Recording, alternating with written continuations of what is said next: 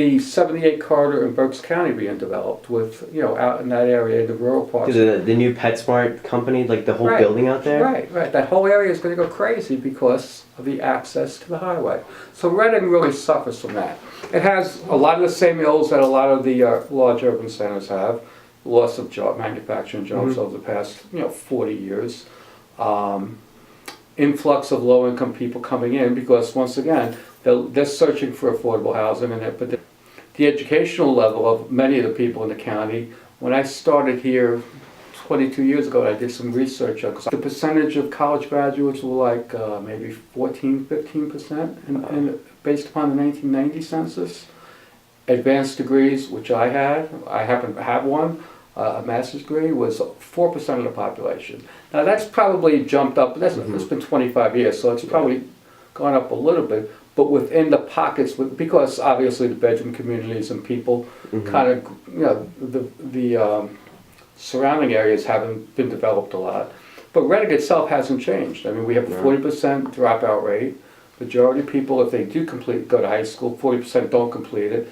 Very few are going to successfully get into college and achieving it. They're being raised in many cases a single parent home with a mom.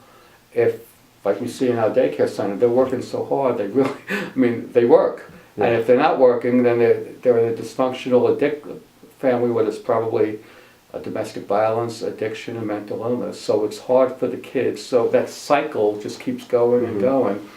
And what ultimately brings those other cities back is because they begin to redevelop certain parts of the city, and it kind of slowly gets its way out. That's what it ultimately comes down to. It comes down to the people who are raising the families, the family structure itself, the lack of quality education here, public school education here in Reading, the lack of transport, access to a major highway, and just honestly lack of a plan. You mentioned, why do I go downtown and is it filthy? And well, it's a city on the verge of bankruptcy. It doesn't have a lot of money to invest in the infrastructure. So once you get away from, let's say, the Goggle Works, once you get a pocket Goggle Works area, whether it's a theater, Goggle Works, like the redoing it, right, and then get over to the DoubleTree with the arena across the street. You throw in this Performing Arts Center, but there's no reason for people to come in and stay. In fact, people don't want to come in unless they absolutely can get out. Everyone's scared of coming to Reading. And I didn't understand that when I got here 25 years ago. Like I said, I grew up in Jersey City. I grew up in poverty, not in poverty, but in a tough area. And I never thought of this place as being such a horrible place. And but there were lots of efforts made by our city, Reading, to try to bring people in. And you know what? When you do the math doesn't quite work for a restaurant or a major store. I mean, it just doesn't work. The dollars aren't there because the people are so poor. We've been ranked the poorest city in the country, and what I like to do is drive around the city. Okay, so I'll go to different parts of the city, different times of the year, different times of the day. And up until 2008, I actually saw things starting to happen. Well, it was taking some steps. It's a long road back, but it was making some real positive steps. And that recession hit. It killed a lot of things, but it certainly killed whatever impetus this city had. There was also a lot of funding when Rendell was governor. Okay. There was a lot of his focus was on restoring urban areas, and so he was able to put money into things for into capital plans for the city and stuff, but it just was not enough. And it was starting, and then the recession hit. New governor, and the focus shifted. I mean, that's just the politics that we all buildings. Right. There's that bank building, and I mean, there's just so many nice things. But the retail store that was there on the corner of 5th and Penn just shut down. There was a big store. Okay, he's an Italian gentleman. I can't remember his name. Now there are a couple shops there, but nothing that's going to entice people from outside the city to come in. I mean, would want to buy. So there have been efforts to cultivate the artists. Obviously, Goggle Works and creating that whole housing. Side. Yeah, right. I think it's called, is it Rick's or Ricketts? I forgot what that's called. But, develop artist housing, not much has happened there. Yeah. The Housing Authority has, if you look at the other end of Penn Street, heading out past, headed towards City Park out there, 11th, 12th Street, the Housing Authority, back in the mid-2000s, made a big push. They built all these condominiums and townhomes out there for sale. They couldn't get rid of them. So a lot of poverty around it. Right, right. But that's how it's supposed to begin. It's supposed to begin on Main Street, one city, it's supposed to begin in one area, one strip, and slowly build its way out. And it just never got going. So I thought that was kind of a neat area there too. But then Reading, you kind of put your arm around. So if you started somewhere, like, Albasco was trying to start down around Goggle Works and stuff and build its way out, or find a couple stores now where the DoubleTree is and try to work out of there, but there just isn't any. Yeah. No one's, no one's willing to make an investment or willing to come in and do You need it. like a company to come in and get jobs. It's like Right, but That's let's say a tech company wanted to come in. Well, where are the employees going to come from if there's not a good base of employees, like educated, yeah, you have to bring them in. Right, right. And where the only way you can get businesses into the city is to offer them something, because there's and then try to see if they can bring in an educated workforce that would be willing. People do like living in cities. They like living. I grew up in a city. I love being able to walk up to the corner and get whatever you want. You can't beat that. But okay, so when you walk up to the corner here, We're gonna go. where you gonna go? Where you gonna get? You come out of Goggle Works. Those shops aren't even filled. There are actually less people who are coming into the shelter. One of the things we've been able to, as a community, address over the past 20 years really well is provide a lot of different levels of supportive housing. So people, they can leave homelessness, move into what we call transitional permanent. Yeah, housing. you have them outside. Yeah. Right, but there's hundreds of them all over the city. Oh, really? I Bunch didn't know of about agencies. hundreds. Yeah, you probably. If you really want to address that a little better, I can tell you what I think. But there's actually the Berks Coalition to End Homelessness, and Sharon Parker is the executive director, and that's probably the biggest change. We've gone, and I'll give you the example here. When I got here, we had beds for 150 men, women, and children. Okay, now we only have 75 beds. That's impressive. And we have 95, almost 100 people living in our housing, and maybe 60, 65 people living in the shelter. So that's the trend. It's trending toward like less homelessness actually, or less repeat homelessness. So people are becoming homeless, but they're able to get out of it and with support stay in the community. There's also a lot more effort on preventing homelessness. So there are programs, including we run one, that works to prevent homelessness, identify people who are in trouble, providing them intensive case management, housing assistance, maybe some short-term financial assistance to keep them in their home or find them other appropriate housing before they have to come into the shelter. So those are the two big differences. Back when I started, 20 years ago, it was just like everyone came to the shelter, and then you begin to the process. Yeah, well, we had people who would leave successfully and come back because they were going back into their old neighborhoods, getting back into the same patterns, and winding up back here. So we've really cut down on the recidivism rate over the past. That's impressive. 20 years. But that is a community-wide thing. So I think the root causes, I think I mentioned, obviously, lack of education, lack of meaningful work, dysfunctional families. The city's bounced back. In fact, I still think it's probably worse than it's ever been. Well, the crime is decreasing. It really is. So that's a big step. That was another big problem for a while. That the crime rate, the murder rate was crazy. It's impressive now they're decreasing it. Yeah, no, I mean that's we had a great police chief, a great DA, and we wish we could meet, but the one we're working on right now in terms of economic development is creating jobs. And once again, trying to create jobs by opening a retail thrift store and to get the retail thrift business up and running to become profitable, so we could reinvest money back into things like not just the mission of the organization, but paying people a better wage, because we have entry-level people who don't make that much, and we need to figure out ways to pick them up. So that's the biggest challenge. It's just like we're trying to get something going here to create permanent full-time jobs that people can live with. live off of it. We're not there yet, so that would be probably the biggest challenge. A realistic plan that's timed out. Nothing's going to happen overnight. It's kind of like what we always say about people who become homeless.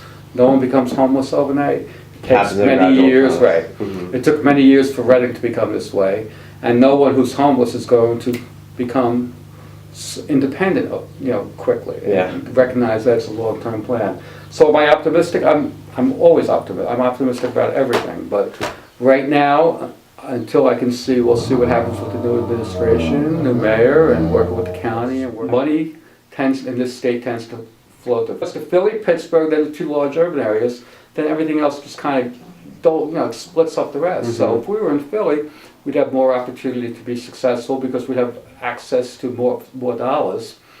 In Philadelphia, the city pays to house and feed the homeless. So wow. We don't get any money here. We don't get any money from the city. We never have, even when they had some money. So that's a big barrier to an organization like ours. And but I'm optimistic. You have to be optimistic, Mm-hmm.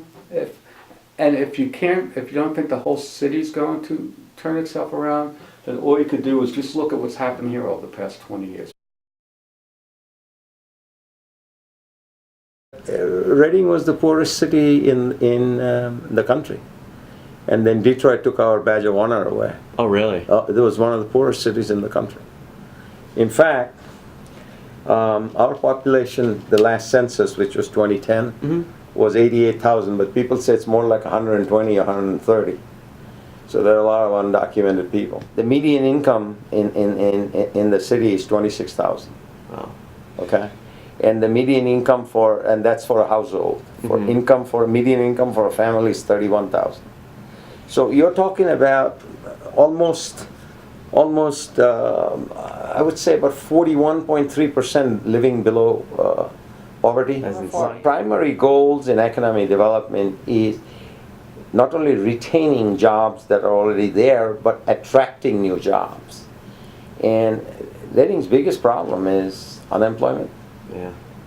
And poverty. And as a result, anytime you go to the sheriff's sale for properties that have not paid taxes, or the city has a code, you understand that, mm-hmm. right? Code means you have to keep your home up to certain standards, okay. right? Whether it is your exterior or you have to meet standards in that you have to keep all your HVAC system, your heating, ventilation, air conditioning system meets code. Okay. Right? Mm-hmm. All of that. You just can't put things together and expect it to pass code. Therefore, we have the tradespeople who go out and inspect homes when they're being either redone or being newly built. Make sure you're doing the electrical right, you're doing the plumbing right, and so on and so forth. And if you go to a sheriff's sale, you'll see about 2,000 to 2,500 homes that the sheriff is auctioning off because they have either not paid taxes or they are being abandoned or 2,000? That's insane. Oh, easy.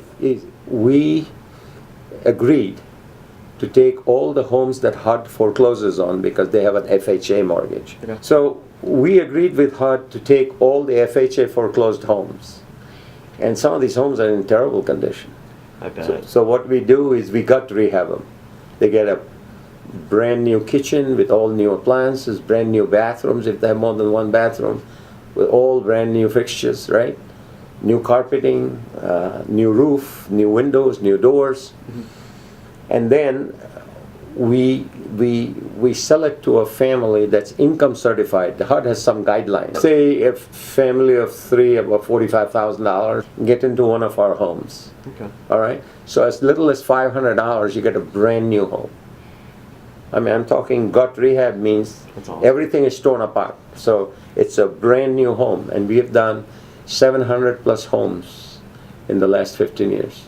I think it's more like 730 or 740. I don't know the exact number. All the people who bought these homes, young families, nobody has defaulted on their mortgage. And this effort of this not-for-profit run by Mr. Boskov and supported by the city has resulted in 730 families enjoying what we call the American dream because they own a home, right? And it's a huge challenge. I mean, slum and blight, the garbage pickup, the streets are so filthy, you know. The problem is that there is no universal garbage in the city. And some people are not going to sign up with the trash company. So They just throw what it do out. they just throw them out?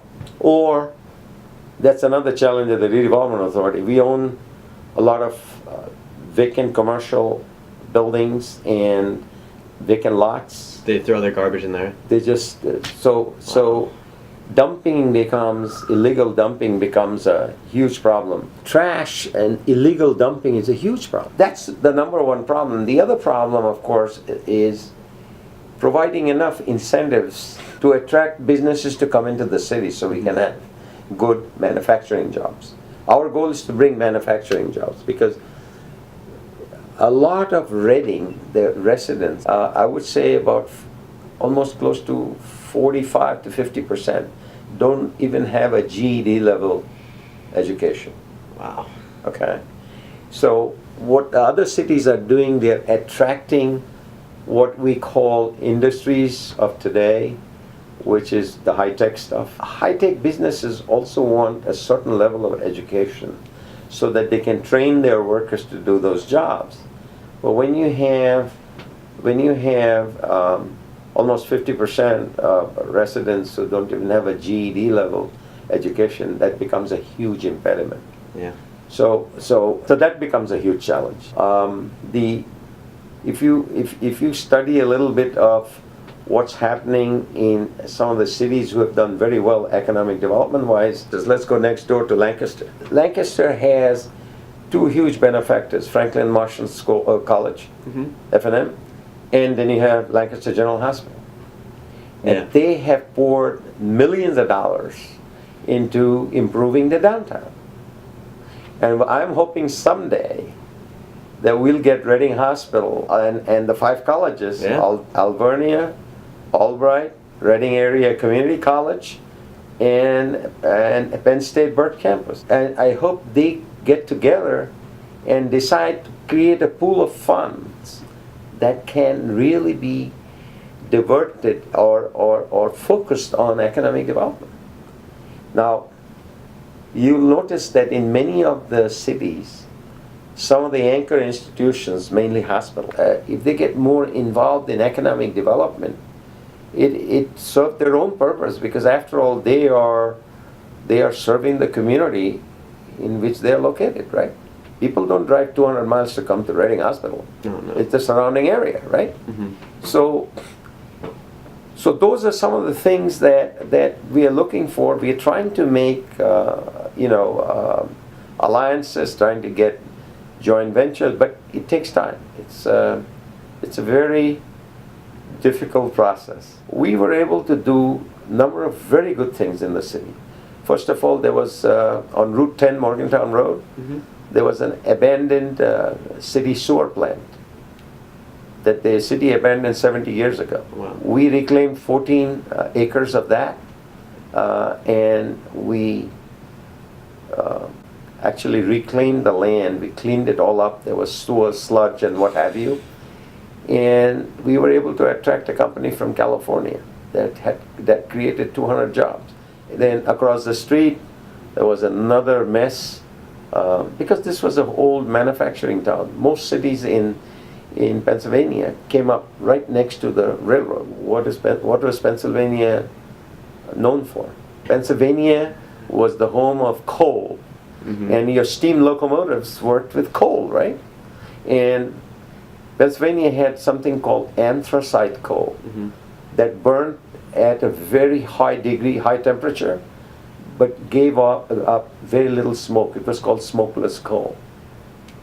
Okay, that's the reason you had the railroad, and that's the reason you had all the steel plants, because they all used coal to smelt the steel, right?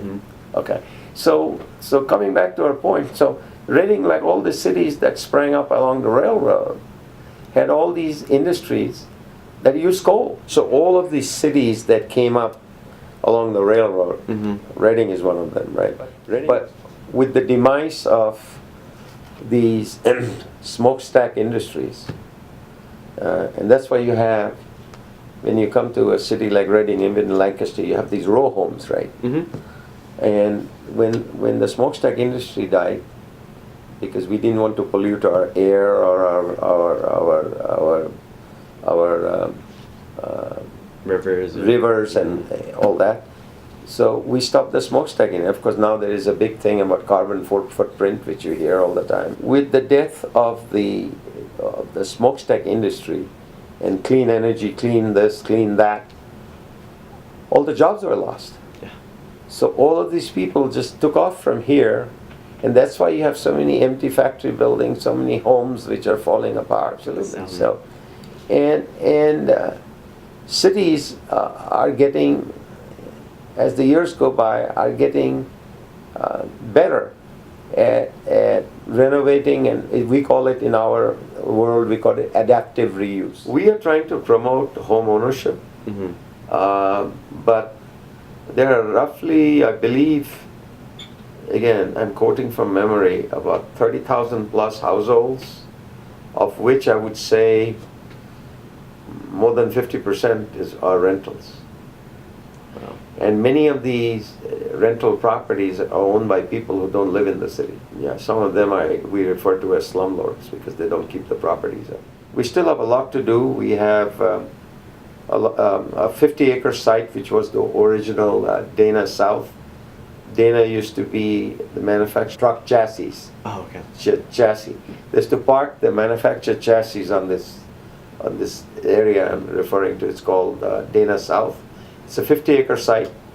We're trying to bring, we bought the site, Redevelopment Authority. We're trying to bring a manufacturing company that will produce the manufacturing jobs. So there's walk to work opportunity for local. Hopefully we're going to be successful and we can make a little dent in Reading's renaissance.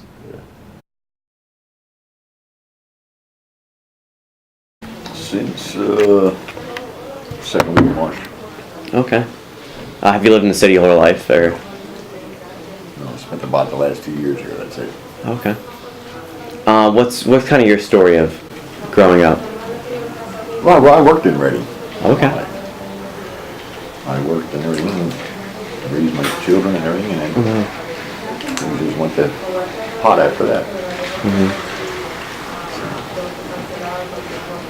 Thank you. Jobs and that, and then I'm glad about it with the pressure with lithium. That's what put me here. Yep. It's getting there. With the VA and everything, opportunity house is working. Day by day. All you can do. Bill Fair? So how long have you been Opportunity House for?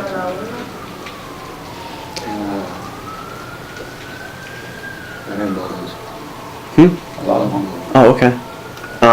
Have you lived in Reading your whole life? Almost. It's kind of your life story.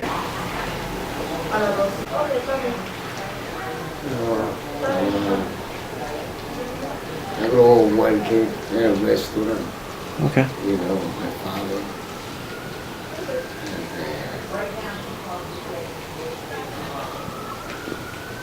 I came when I was 13, baby, Okay. and I never got a school, education, no education. Working on a Thai restaurant.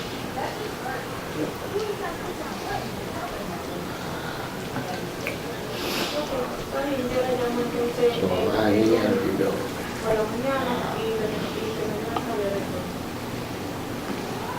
to get on my chance, you know, to see if I can feel myself again, you know.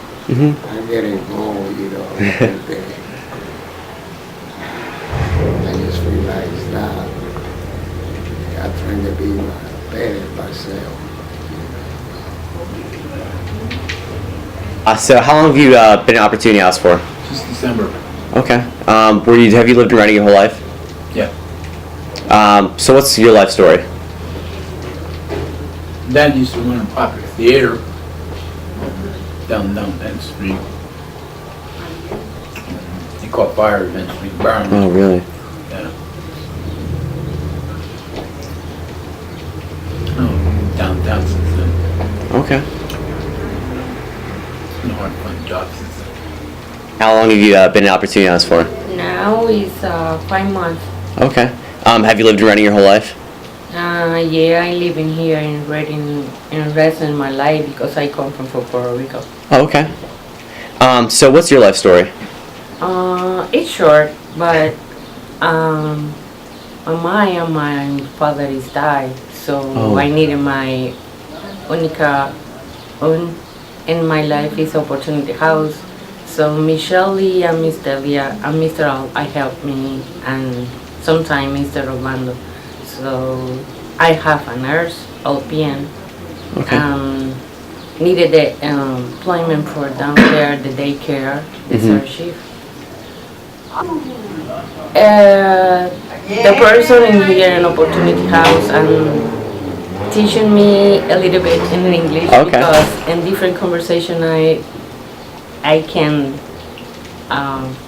excited for the talk in English, you know. Mm-hmm. So it's so very much very well. And Opportunity House can help me all the time.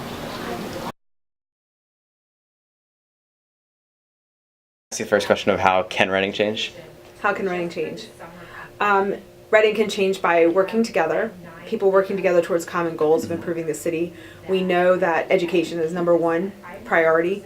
When we have a school district that at one time had 50% dropout rate, we know that we need to improve those numbers. We need to emphasize the importance of post-secondary education, whether that be in technical skills, four-year colleges, two-year colleges, however, whatever avenue kids choose to pursue, we need to develop our workforce and keep them local. So we don't want the brain drain, like Pittsburgh experienced, where they lost 50% of the population over a certain period of time. We don't want the same thing to happen to Reading. We want our talent to stay here. So, Awesome. Has this, you mentioned before that the school dropout rate is kind of decreasing. it is decreasing, yes. Is there like the job market, is it becoming more, like are there more people entering the job market? So, our unemployment rate is still pretty high in the city. The dropout rate for the school district is decreasing, but that's a reflection really of the effort on behalf of the school district and the city to emphasize the importance of education to the citizens. But we have about 40% of our population still living at or below the poverty level, which means that they make $12,000 a year or less.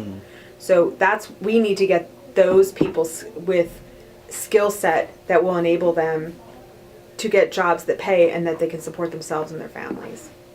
Okay. Do you think the change is going to take a while, or is it going to take, could it be a short time, or is it going to take a while? We're in it for the long haul. Okay. So we didn't get here overnight, you know, as years and years and years of manufacturing jobs leaving the city, and then our population, our demographics changing.